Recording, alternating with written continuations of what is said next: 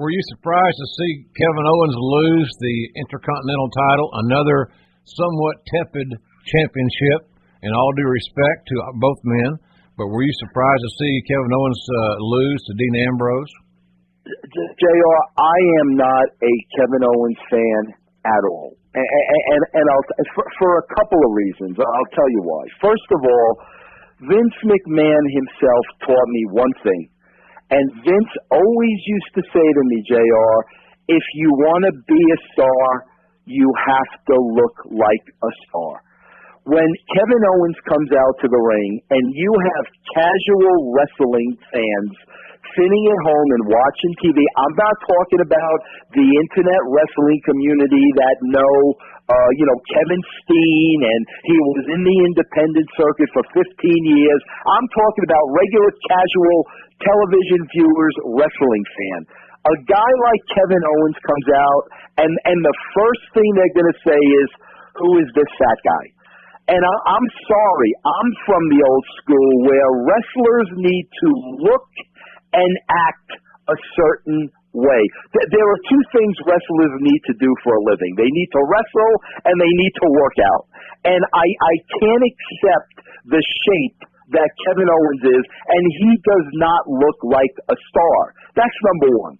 Number two, I've been going back to, we do a show on, VinceRussoBrand.com. Every week we look at the old Attitude Era tapes, okay? I've been watching the last couple of weeks somebody you're very, very familiar with, and his name was Carl Ouellet. Carl Ouellet is 10 times the wrestler that Kevin Owens will ever be, and at that time, Carl Ouellet was even lucky to be getting on the show. That was the talent we had and the roster we had. When the Quebecers were on the show, he was lucky. This guy is heads and tails a better wrestler than Kevin Owens, and Kevin Owens was the Intercontinental Champion up until last night. In my opinion, that right there shows you how far the wrestling business has fallen. Kevin Owens was an independent wrestler for 15 years for a reason. Because for 15 years, people in management didn't think he was good enough to ever make it to the WWE.